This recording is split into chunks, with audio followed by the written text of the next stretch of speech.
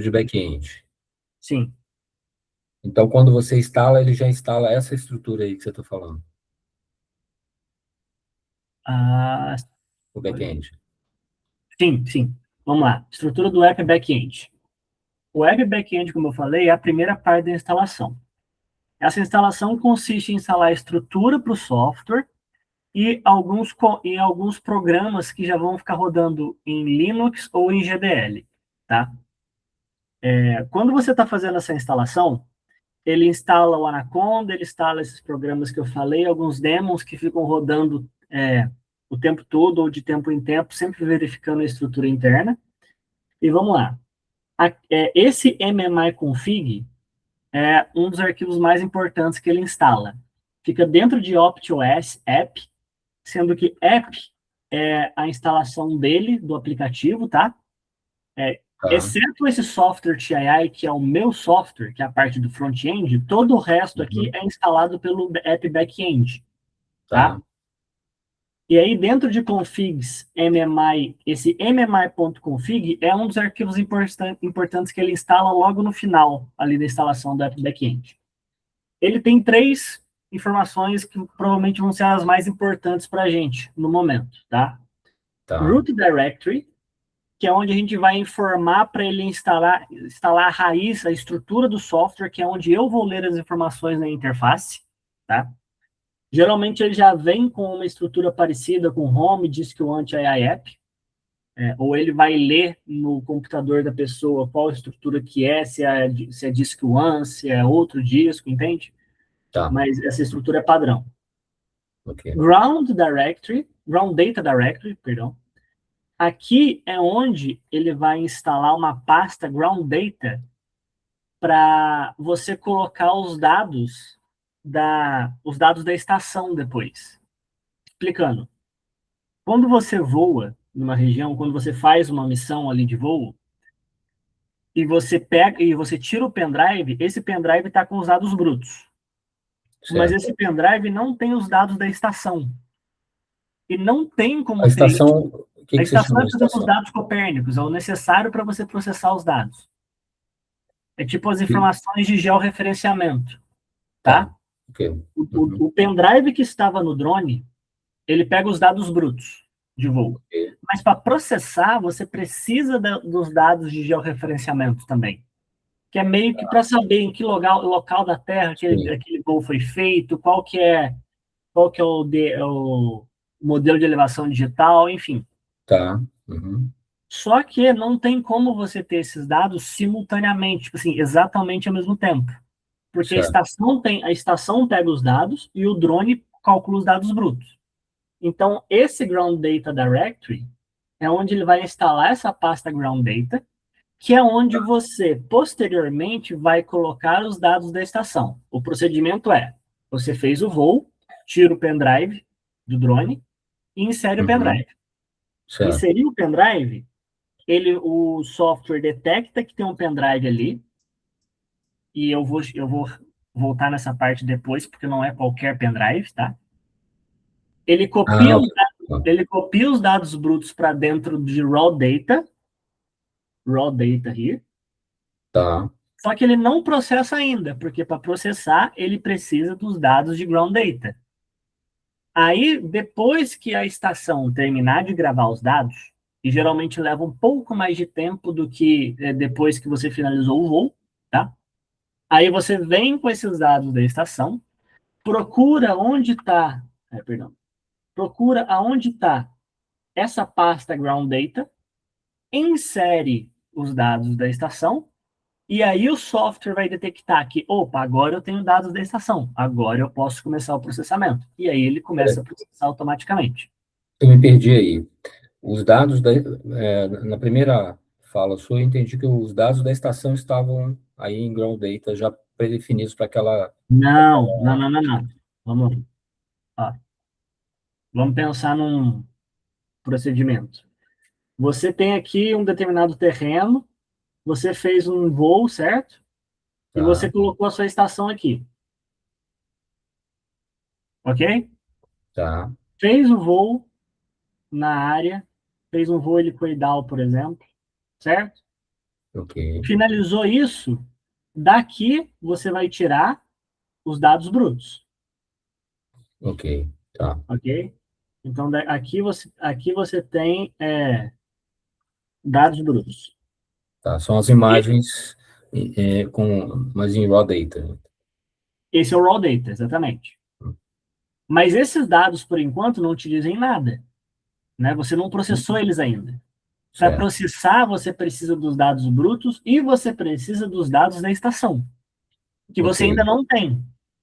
perfeito, isso aí eu entendi. Uhum. Então, você tem aqui o pendrive com os dados brutos, você vai colocar o pendrive no computador, esse pendrive Tá, só tem dados brutos. legal, O software copia os dados brutos para dentro da pasta raw data, que é essa tá. pasta aqui. Então ela vai ter os dados brutos aí a partir desse momento, A ok? partir desse momento, ele tem os dados brutos, mas ele ainda não tem os dados da estação. Como eu falei, os Correto. dados da estação levam um pouco mais de tempo para finalizar. Ah, tá. Tá. E Entendeu? aí, e esse é um outro processamento? Não, não é processamento. Basicamente, ele está detectando, junto com o Copérnicos, os dados, calculando os dados de georreferenciamento. Tipo, Então, não é um software de geração de dados. Ele só está gravando os dados de georreferenciamento. tá. Então, peraí. Ele tem um script lá que ele vai detectar que a imagem está no pendrive e vai transferir para o raw data. Qual que é o processo que vai se responsabilizar pelos dados da estação? Esse é um processo manual. Tá? Tá. Não é uma parte do software. O que E acontece quem, é, e quem que vamos, faz isso? o operador, o Tá. operador de voo, geralmente. Tá. Então, porque aí, assim, pensando na abstração, a gente tem que entender o processo manual e ver a oportunidade de automatizar isso, se for possível. Por enquanto, meio que não tem ainda como automatizar, porque realmente é um processo manual. Você Uhum. precisa inserir esses dados. Eventualmente pode ser automatizado, sim, mas o que é feito hoje como eu estou explicando aqui. Você gravou os dados no pendrive, Tá, beleza, inseriu o pendrive no computador. O ok, software detecta os dados, detecta que tem um pendrive, faz a cópia dos dados, correto? Lá para a pasta de raw data, aqui. Só que nesse momento a gente ainda não tem dados de estação, não tem raw data ainda. tá. O que não está claro ainda é a fonte desses dados, entendeu? Você tem um outro pendrive que tem isso? É um outro pendrive, exatamente, é um outro pendrive. Só que esse pendrive, você tem que manualmente copiar esses dados para o seu computador, tá? Não, e nem precisa ser um pendrive, pode ser através de Dropbox, pode ser através de Drive, entende? Você tem que Tá. pegar os dados da estação através de um pendrive, você Uhum. pode inserir no computador que está com os dados brutos nesse momento. Nesse momento a gente já tem os dados brutos, correto? Até aqui, tudo Correto. bem? Tudo Então bem? você insere dentro da pasta de ground data esses dados brutos, Tá, e aí o software vai entender, opa, alguém já copiou para mim os dados da estação. Agora eu posso começar a processar. tá. Então ele fica lá esperando, Exato. ele já sabe que tem os dados brutos lá na raw data. Sabe? Que tem os E dados. só que ele fala, ó, não tenho o que fazer. Aí, quando Exatamente. ele detecta que tem os dados da estação, alguém baixou do Dropbox ou copiou manualmente do pendrive, ele fala assim: opa, tá aqui tudo que eu preciso. Exato. É isso? Beleza. Exato. Tá bom. Aí, feito isso, terminamos aqui com a cópia dos dados. O outro dado importante que eu queria mencionar também é esse dado aqui, ó, Radar Pendrive Label. Porque eu falei, não é qualquer pendrive que ele faz essa cópia automática. O label do pendrive tem que ser o mesmo label que a gente coloca aqui, ó. Quando você formata o pendrive em Linux, você dá tipo um nome para ele. Tá. Uhum. O nome do pendrive tem que ser o mesmo nome que está nesse arquivo do mmyconfig. Do contrário, ele não faz essa cópia automática.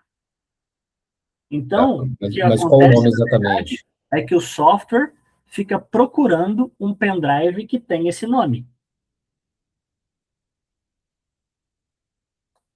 Tá. Esse é o pendrive que tem as imagens, é isso? Os dados brutos, sim. Tá, do voo, tá. Então, vamos lá. No momento, então tem um protocolo de preparação do pendrive também. O pendrive ele precisa Qual o ter protocolo de preparação? Você tem que formatar o pendrive para funcionar em Linux, correto? Nessa sim, formatação, você tem que dar um nome para o pendrive. tá, Mesma coisa do Windows, por exemplo, quando você coloca um pendrive em Windows, o pendrive tem um nome, tem um label, tipo Drive sim, E, Drive D, é a mesma coisa. Só que nesse caso, o nome que a gente colocou é radar underscore 3B7.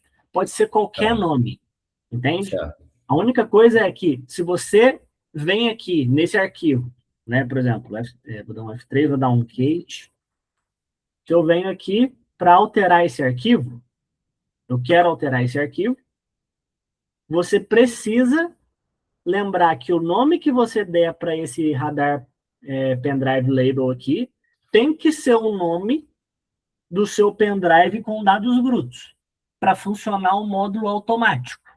Do contrário, o software não encontra, entende? No momento, por sim, exemplo, o meu software aqui, ele está programado para radar 3B7. Ele vai ficar procurando radar 3B7. Se eu colocar um pendrive nomeado, por exemplo, teste 1, não vai ter essa cópia automática de dados brutos. perfeito, tá. Certo? Então, significa, o que eu chamo de protocolo é exatamente o que você falou aí, é a preparação do pendrive. Ele vai ser formatado e alguém precisa dar um nome para ele. O meu ponto uma pessoa que está começando a trabalhar com isso, ela precisa, provavelmente ela vai precisar de ajuda para fazer isso. Então, nós podemos adicionar no, no nosso, no nosso, no nosso chat, no nosso agente, uma pergunta se ele já tem se ele já tem o pendrive ou quer ajuda para prepará-lo. Exato. Sim. Então, e aí E o ele fala assim, qual o pendrive. nome que você quer dar para ele? Aí ele pega e rotula ele e garante que ele está vazio, por exemplo. Uhum. E aí você pode também inserir a pergunta, tipo assim, o pendrive está com o label correto? Verificar, porque você só tem que verificar esse arquivo. E esse arquivo está sempre nesse diretório. Esse diretório é padrão. opt.osf configs Uhum. mmi.config. Tá, Esse diretório é padrão, a estrutura desse arquivo é padrão. certo. Hoje, a gente geralmente só muda o Ground Data Directory para colocar dentro de app. Porque fica mais fácil, em vez de ficar tudo espalhado, se o Ground Tá. Data tivesse aqui também. É a única coisa diferente. Mas como eu falei, esse diretório de root directory é padronizado, geralmente. Ground Uhum. Data Directory, você pode colocar onde você quiser, é mais fácil você colocar dentro de app para que tudo esteja aqui, Uhum. certo? E o Raider Pendrive Label você define no momento da instalação. Pode colocar qualquer coisa, desde que todo pendrive com dado bruto sempre tenha aquele label. Tá. Então eu posso assumir o seguinte, ó, eu tô partindo da premissa daquele exemplo lá que o João deu. É um operador numa fazenda. Então ele vai lá, ele começa lá a conversa com o chat, com a gente no chat, e aí ele fala assim, vou inserir o pendrive. Só que já existe uma instalação e essa instalação está predefinida lá com um nome específico. Ele pouco se importa qual que é o nome que está lá, para ele não faz diferença. Então, digamos que na instalação foi dado esse nome aí, radar, ou a gente pode até sofisticar um pouquinho, ele escolhe o nome que ele quer que ele quer usar, mas digamos que seja radar 367. Ele vai, na hora que ele inserir, fala assim, olha, esse não é o pendrive correto. Ele precisa ser um pendrive com essas informações aqui. Você quer que eu formate para você? E aí você fala assim, não, pode formatar. Você tem certeza? Vai perder os dados? Sim, pode mandar bala. Aí ele vai lá e coloca exatamente essa label que está definida nesse arquivo lá. Pode ser assim? Pode, só tomando cuidado que às vezes ele não entende muito bem que ao formatar ele vai perder o voo. Essa pergunta de formatação tem que ser feita antes, no planejamento. Por quê? Quando isso daqui que eu estou explicando é instalação, tá? A gente não chegou ainda realmente no procedimento de voo. Procedimento de voo eu preciso preparar o meu pendrive antes de colocar ele no drone para eu voar na área. É nesse momento que teria que ser feita essa pergunta. Isso, é lá antes da geração do reference file, correto? É antes do voo, é antes da captura de dados brutos. Então, lembra assim, o que eu apresentei ontem é a preparação do reference file, né? Ele vai... Sim, exatamente. Na preparação do reference file, quando você está ainda escrevendo, porque para você fazer o voo, você precisa. Deixa eu ver se eu tenho aqui. Mas é isso mesmo que eu estava pensando, tá? Bem lá no início. Ele está fazendo o primeiro voo dele e ele está... não tem nada. Assim, em tese, ele não tem nada. Pode ser que tenha outros dados lá no pendrive, mas ele está começando do zero. Então, Sim, ele vai se basear nos dados da instalação e sugerir o nome correto. Se não tiver o nome correto,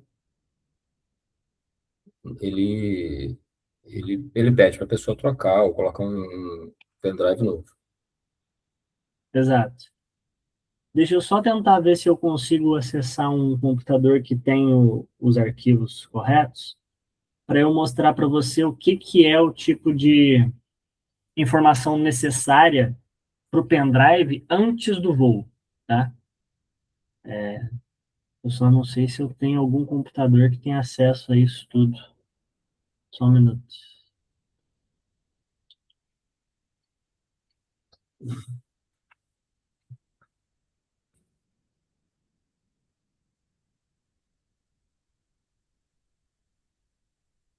Caches antigos.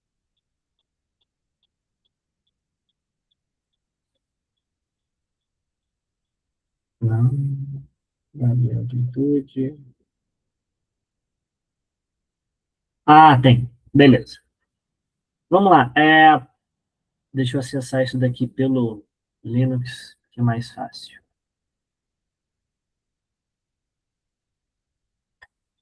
CD-ROM.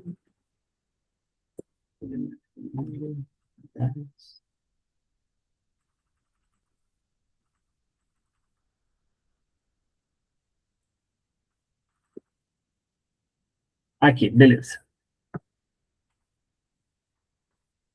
Quando você está. Isso daqui que eu falei até o momento foi de instalação, tá? Uhum. Instalamos o app back-end aqui até o momento. Aqui você tem os arquivos Linux, os arquivos GDL, você tem os daemons que ficam rodando por baixo, tá? Tá, E você tem também o log viewer, que seria essa interface. Aqui o meu está mostrando um erro, mas porque eu não uso muito essa parte do app backend, tá? Eu nunca ajustei. Mas basicamente aqui ele ia ficar mostrando que ele está esperando um pendrive com aquele label, tá? tá, E essa interface é o que mostra quando você insere o pendrive, ele começa a mostrar a cópia dos dados do pendrive para o software, para o computador. tá. Então, para quem é um usuário mais avançado, ele pode garantir que está rodando, se ele já encontrou os dados e que Exato, ele fez a cópia. Uhum, exato. A ideia dessa interface é basicamente para um usuário mais avançado ter controle total do que está acontecendo. Por exemplo, para mim, eu consigo ver que tem erro na instalação do app backend. uhum, Não interfere o meu uso da interface, porque eu não uso o módulo automático. Eu preparo a estrutura. Mas para o usuário que é dependente do módulo automático, que precisa de tudo certinho, essa interface mostra onde estão possíveis erros. pelo menos assim na hora da instalação, certo? Feito certo. isso, você precisa instalar a interface, que é a parte do front-end. A interface precisa ser instalada junto com o app. Então, ela é instalada cd opt os app software.ti. Eu instalo a interface aqui junto com o restante do app. Ok? Tá, Dentro aqui desse diretório, eu já tenho um installer que vai instalar as bibliotecas, as dependências, o executável do software, tá? Já é tudo instalado aqui. E aí, com isso, você finaliza a parte da instalação. Você vai ter a parte automática, que é só inserir o pendrive, você não precisa mexer com a interface. Ou você vai ter a parte da interface também, no caso de você querer ajustes mais manuais, por exemplo, tá? tá, a gente está partindo do princípio que não vamos usar essas interfaces, vai ser Tudo bem. toda via a Agora eu vou gente. explicar sobre a preparação do pendrive antes do voo, que é o que a gente tinha comentado. Tá. E isso não tem como escapar de usar a interface, entende? Senão você vai ter que ficar fazendo por Linux, o que não é a ideia. Mas, Então, mas a ideia do agente não é exatamente. verdade, perdão. Nossa, eu esqueci. É porque, assim, o que a gente Não, sim, você está precisa. certo. A ideia do agente é fazer essa parte de preparação, tá correto. Isso. Eu que às vezes fico pensando na interface e Não, esqueço. a gente precisa mudar o paradigma, né? De que o que a gente está fazendo aqui é exatamente esconder essa abstração, abstrair, escondendo essa complexidade. Então, Da, vamos lá. O e agente, aí e entregar isso para a gente. ele vai ter que preparar esses arquivos aqui. Basicamente, ele vai ter que preparar a pasta config dentro do pendrive, e essa pasta config tem esses 5 arquivos. Desses 5 arquivos, 2 são os mais importantes. Esses 3 exigem ali um conhecimento um pouco mais avançado de preparação, tá? De um usuário mais avançado. Porque você tem que saber o tipo de chirp que você quer utilizar na área, o tipo de CMD, o tipo de DBSS. Entende que são perguntas mais rebuscadas que um usuário mais avançado teria que responder. Ou pelo menos fazer uma primeira vez, preparar uma primeira vez, tá? Tá. O que E o... aí você entende que eu preciso da sua ajuda aí de especialista para poder traduzir isso aí para o leigo. E se Sim, ele não sim. tiver se ele não souber, vai ter que assumir algum valor padrão. Então, é isso que eu estou tentando dizer. Não, não dá para traduzir isso para o leigo. Um usuário mais avançado tem que fazer isso uma vez, tá? Por exemplo, deixar esses arquivos aqui preparados uma vez. Depois, o que o leigo vai ficar fazendo sempre repetidamente são esses 2. Tá, e a variação desses, o que muda nesses arquivos aí? O modelo, Não, é basicamente o sinal. Isso daqui é um sinal chirp. Sinal chirp é o sinal utilizado em SAR. E é por isso que eu estou falando que não dá para você traduzir para um leigo. Porque depende da. Porque geralmente isso daqui pode fazer 50 voos sem modificar, tá? Um cara que está, por exemplo, na zona rural e ele quer ficar fazendo medição ali da agricultura dele. Como é sempre no mesmo tipo de terreno, ele não tem que mudar o TIRP, entendeu? tá, Essa mas parte de TIRP é imagina, é porque assim, importante. ó, o que que o agente faz? Ele pergunta indiretamente, né, ele não consegue falar assim, qual que é o tipo? O cara nem sabe o que é isso. O que ele tem que perguntar são as perguntas indiretas que vão chegar ao valor correto. Então, essas perguntas a gente precisa trazer para a gente. É isso que eu estou falando. E a gente precisa quebrar isso aí. É aquilo que o João fala, daquele modelo que a gente pode falar de rede, né? É uma pergunta, elimina a outra, então eu vou para uma outra opção, dentro daquela opção eu tenho outras perguntas. É isso que a gente precisa construir como referência para o tipo de pergunta que o agente vai fazer, entendeu? Então, assim, se o cara, por exemplo, ele está trabalhando com o mesmo tipo de chip, o que te faria mudar esse valor? Então, ele teria que fazer essa pergunta, porque senão vai chegar um momento que ele vai não ter resultado bom naquela, naquela medição, Sim, porque... mas o que eu estou tentando dizer é que, tipo assim, não tem um tipo de pergunta simples que arruma o chirp, entendeu? E como é que você sugere para solucionar isso? Não, por enquanto, eu ainda preciso conversar isso melhor com o Christian, tá?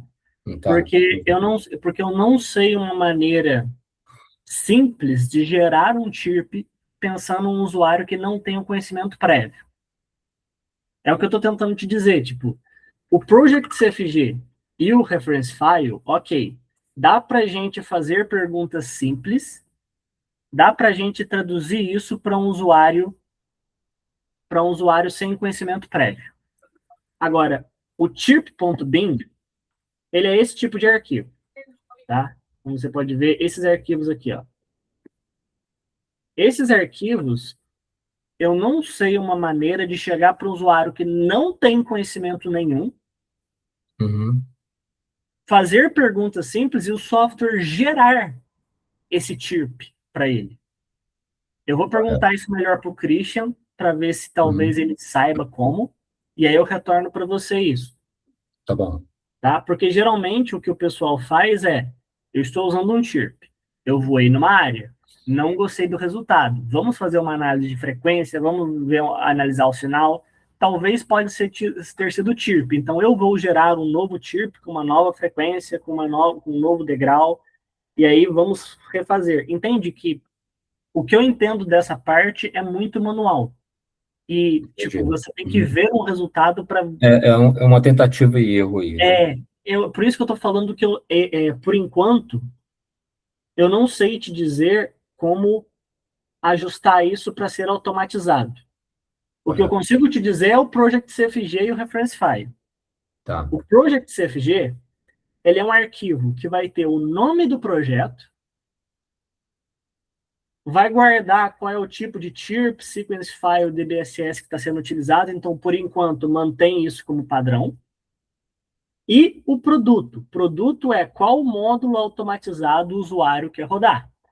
Então, por exemplo, o usuário, na hora que estiver fazendo essa preparação, antes de voo, antes de nada, ele vai ter que inserir o pendrive, certo? Vamos pegar ali o passo a passo do zero. Início. Eu tenho um pendrive. Eu acabei de comprar na loja. O meu software já está instalado. Eu quero ir fazer um voo na minha agricultura, tá? Primeira coisa, vamos fazer o planejamento de voo. Eu vou inserir o pendrive no meu computador. Primeira coisa que o software tem que virar para mim e falar é: seu pendrive que você inseriu não está no formato Linux correto. E o label dele Uhum. não corresponde com o label do MMI-config. Posso formatá-lo? Ou permissão para formatar? Aí o Uhum. usuário vai dar. Então, a Tá. primeira coisa é formatação do pendrive, certo? Formatou, está em formato Linux, já está com o label correto. O que você gostaria de fazer? Né? O software, o bot perguntando. Aí o usuário vai falar, eu quero fazer um voo, coisa e tal, fazer planejamento de voo, certo? Vai fazer o planejamento de voo. Aí o software tem que, o bot vai copiar para dentro do pendrive essa pasta config com esses 5 arquivos. Primeira pergunta do bot. Qual que é o nome do projeto? O usuário dá qualquer nome. Aí o bot vai vir aqui e mudar esse nome que está Mazda, ele muda para qualquer outro nome. Uhum. Então, inicialmente, você pode deixar esse campo vazio e preencher com a... Com, Missão. O hã? nome da missão. É o nome da O nome missão. da... Uhum. Depois, seu bot vai ter que perguntar, qual que é o objetivo desse voo? Entende? Você quer fazer cálculo de quê? Dependendo do É, cálculo, você coloca o número. Ah, eu quero fazer cálculo de umidade. Umidade é a subsoil humidity. Então, ele tem que preencher aqui com 0,8. Certo? tá. Então, hoje, por exemplo, hoje, como é que a Perdão, gente... aqui está subsoil humidity, mas eu acho que eu troquei numa versão recente para soil moisture. É por isso que eu tenho que verificar essas coisas. Tá. Mas, Então, nesse caso, como é que o agente atua aí? Ele vai, ele pode começar a falar, para a gente começar a missão, eu preciso que você me dê algumas informações e prepare um pendrive. Então, ele vai guiar a pessoa para preparar o pendrive e, e aí depois ele vai dizer o seguinte, ó, o que que você está querendo, qual que é o objetivo da missão aqui? Então, a gente tem que pensar na pergunta, né, a gente vai fazer essa pergunta, e aí ele vai responder do jeito que ele quiser. E aí a gente vai extrair, vai falar, tá, o que ele está querendo é só emoji. Ou ele está. Porque, tudo bem, só emoji. E aí ele vai lá e já tem essa informação. E aí as outras informações. Então, quando ele terminar de fazer todas as perguntas, ele tem capacidade de ir lá, entrar aqui nessa configuração do sistema e fazer a geração dos arquivos. Então, primeiro que você está falando é o seguinte, eu não vou diretamente para o pendrive, né? Eu vou fazer uma configuração local na estrutura do sistema. E aí eu gero os arquivos. Depois que eu faço a cópia dos arquivos para o pendrive, que tem que estar correto o nome e formatação. É isso? sim, Tá. Então, o que a gente precisa aí, porque, assim, eu estou vendo duas coisas, né? A gente precisa aprofundar, não é só os componentes, mas a gente precisa aprofundar nas perguntas para fazer todo esse processo, ajudando a pessoa a fornecer a informação correta e preenchendo não só um arquivo, mas mais de um arquivo aí, né? E ficando pendente para a gente definir a questão do TIP por enquanto. A gente não tem como automatizar isso por enquanto. É beleza, isso? isso. Aí você fez essas perguntas, vai fazer as perguntas do reference file. Qual que é o nome do reference file?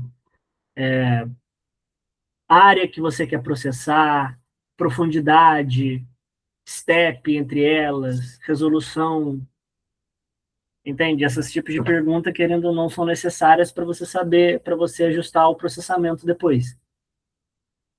Tá, e você consegue me dizer todas as perguntas que a gente tem que responder?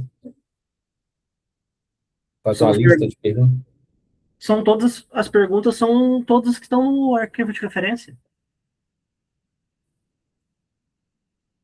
Tá, porque a gente andou conversando sobre o arquivo de referência, lembra que ele estava sofrendo modificações?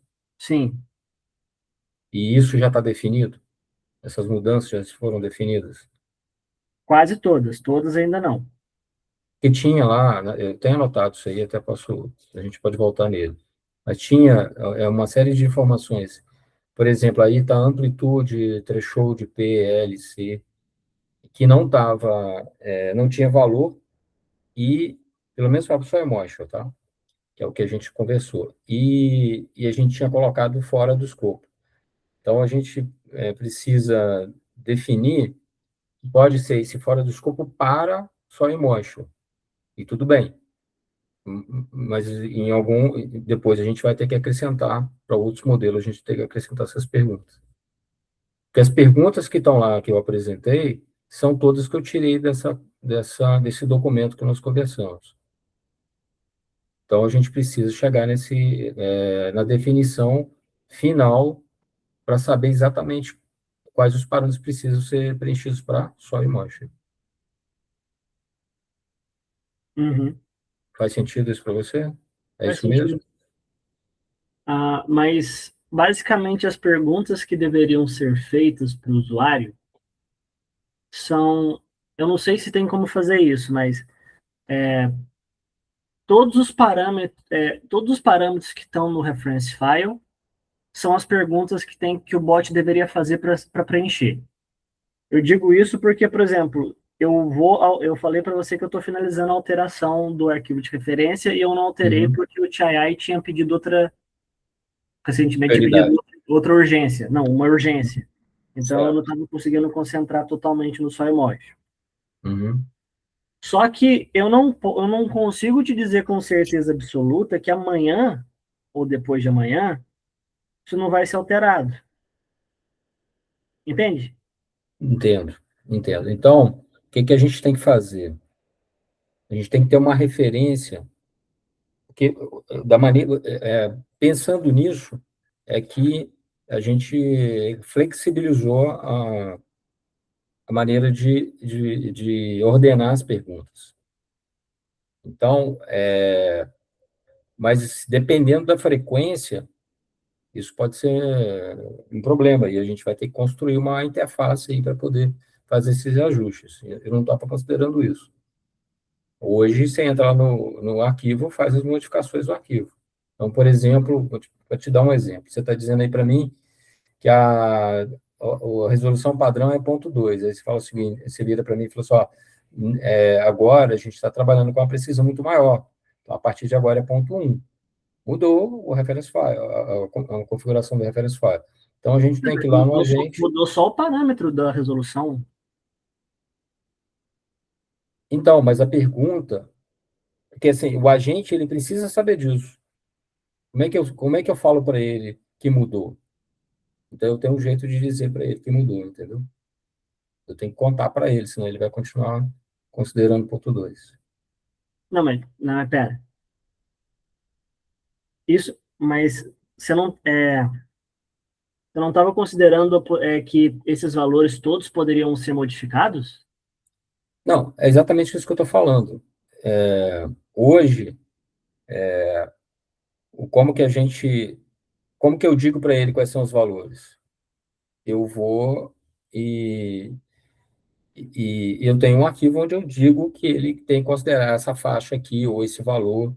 Então, é por lá que ele se orienta. Então, ele tem, digamos assim, a inteligência está ali. Se mudar aqui, tem que mudar lá, senão ele não vai saber, ele vai continuar perguntando antigo, entendeu? Entendi. Aí, o que a gente precisa entender melhor é a dinâmica disso. O quanto dinâmico é isso aí. Porque, assim, Não, eu não é muito, preciso. não é para ser um negócio extremamente dinâmico. Eu estou dizendo que por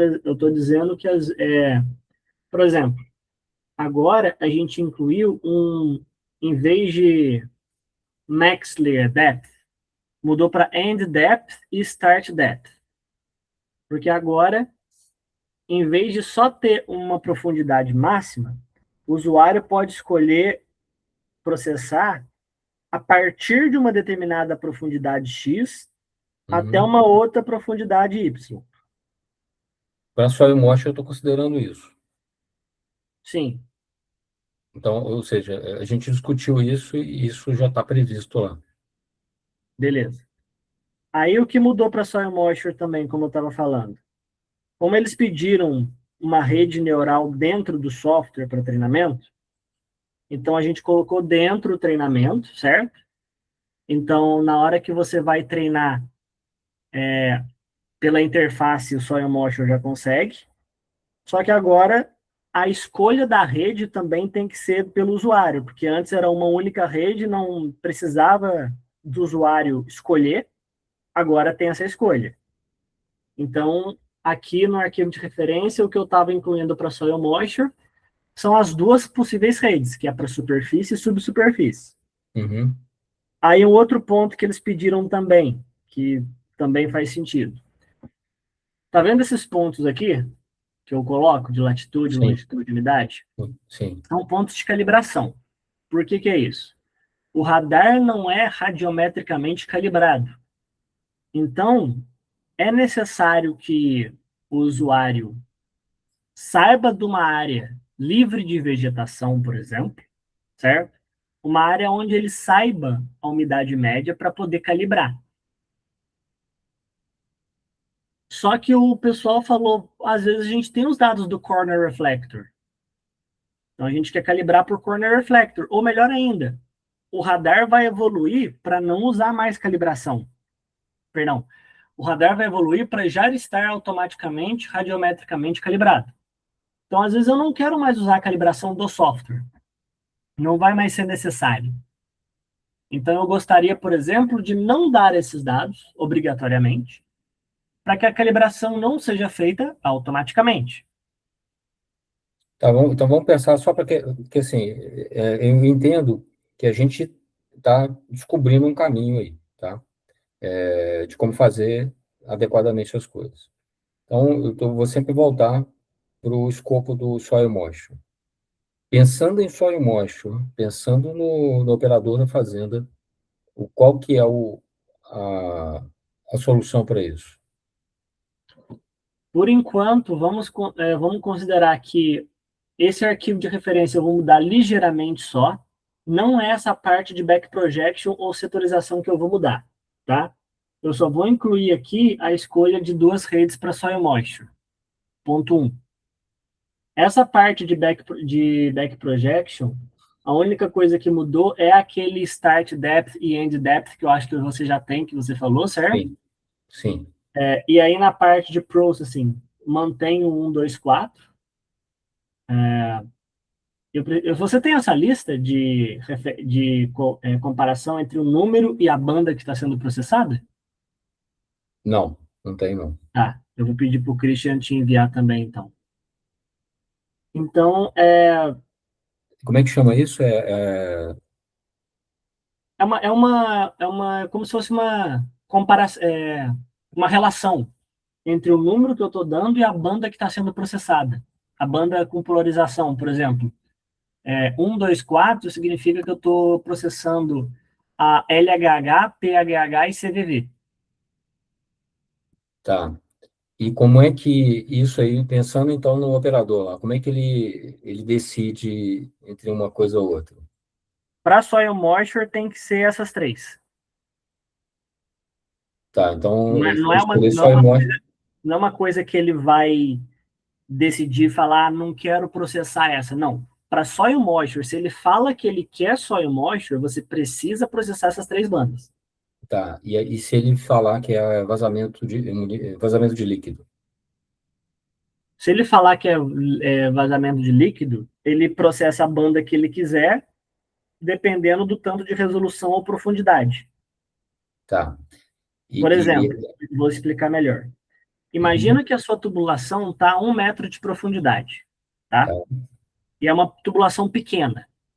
Você teria que processar a banda L, porque a banda L ela tem uma melhor resolução, só que ela só penetra bem até uns 2, talvez 3 metros de profundidade. uhum, Se a tá tua bom, tubulação está a 5 metros, tem que ser banda P. A banda L não chega a 5 metros. A banda P, beleza, ela tem uma resolução pior, só que ela penetra muito. entendi. Que tipos de banda P você vai processar? Porque tem a PHH, tem a PVV, tem a PHV, tem a PVH. Num radar muito bem feito, num radar bem calibrado, a PHV e a PVH deveriam ser iguais, então não deveria fazer diferença. Uhum, Elas mostram geralmente uma ligeira diferença, porque sempre tem um probleminha, né, na calibração.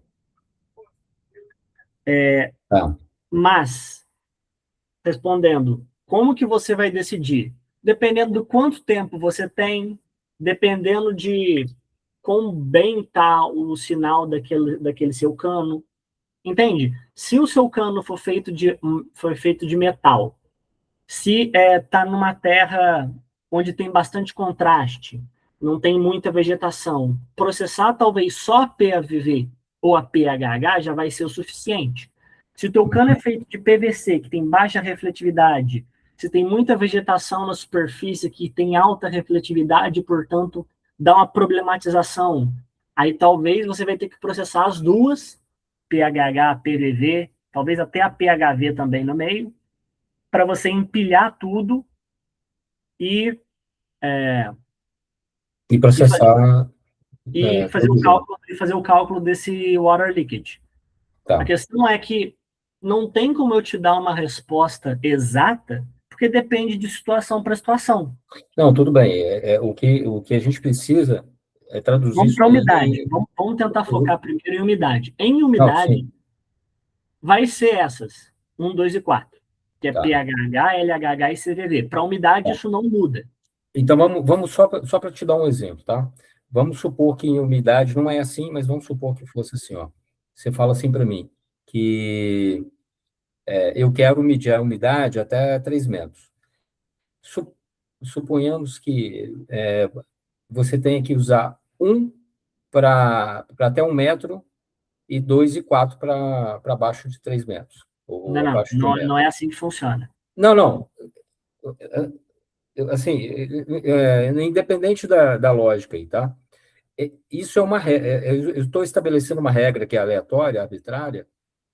O que eu estou dizendo para você é o seguinte: nesse modelo que a gente está trabalhando, o que a gente precisa fazer é, para cada situação, eu estabelecer qual que é a regra que se aplica. Então, isso aí são regras determinísticas, certo? Uhum. Então, a gente consegue colocá-las aí, traduzi-las, e aí o agente vai tomar essas decisões baseado nas informações. Ele vai dizer o seguinte: ó, você estava medindo a partir de quantos metros de profundidade? A partir de 1 metro. Até quanto? Até 3. Então, ele já sabe internamente qual que é a banda qual a configuração de bandas adequada, porque já essa regra está lá, definida. Só para você entender, né, nesse caso de Floyd Motion, ele é muito simples, é muito mais simples. Ele não tem outras variações, mas poderia ter, e a gente consegue traduzir isso, tá? Sim, sim. A gente consegue representar essa complexidade aí.